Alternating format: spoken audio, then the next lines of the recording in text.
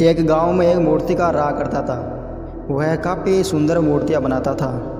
उसका यह काम सब जगह चर्चित का विषय बना हुआ था। उसका एक बेटा भी था।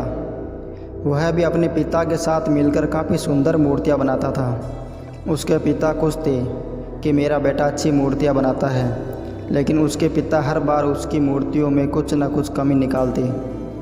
कमियों को सुनने के बाद बेटा और सुंदर मूर्तियां बनाता था और धीरे धीरे बेटा बाप से भी अच्छी मूर्तियां बनाने लग गया और गांव के आसपास के लोग उसकी मूर्तियां लेने आने लग गए। लेकिन उसके पिता की मूर्तियां कम बिकती थी। उसका पिता अब भी उसकी मूर्तियों में कमी निकाल देता था, लेकिन बेटे को यह अब अच्छा नहीं लगता था कि कोई उस मूर्तियों की कमी निकाले। कुछ दिन बाद बेटे ने एक सुंदर मूर्ति बनाई, लेकिन उसके पिता ने कमी निकाल दी और बेटा कहने लगा अपने पिता से कि आप तो ऐसे कह रहे हो जैसे आप मेरे से बड़े मूर्तिकार हो। पिता ने यह बात सुन के उसकी मूर्तियों में कमियां निकालना बंद कर दी।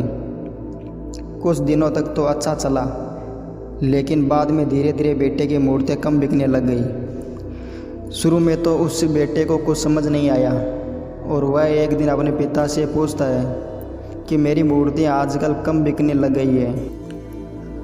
तो पिता ने बताया कि जब तुम मूर्तियाँ बनाते थे तब मुझे पता रहता था कि तेरी मूर्तियों में कोई कमी नहीं है, लेकिन मैं जानबूझकर कमियाँ निकालता था ताकि तुम और सुंदर मूर्तियाँ बनाने पर ध्यान दो।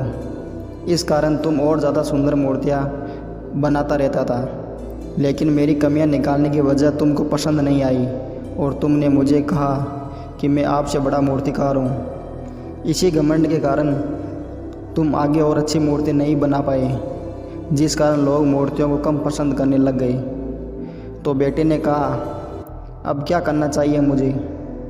तो उसके पिता ने कहा कभी भी यह मत समझो कि मैं पूर्ण ज्ञानी हूँ, हमेशा अपने ज्ञान को बढ़ाने की कोशिश करो।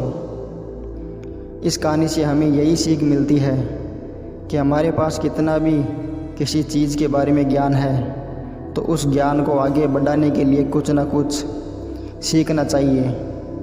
जो इंसान यह सोच लेता है कि मैं पूर्ण ज्ञानी हूँ, वो कभी लक्ष्य तक नहीं पहुँच सकता। इसलिए अपने क्षेत्र में ज्ञान को बढ़ाते रहो ताकि आप सीढ़ी दर सीढ़ी ऊपर उठते रहो।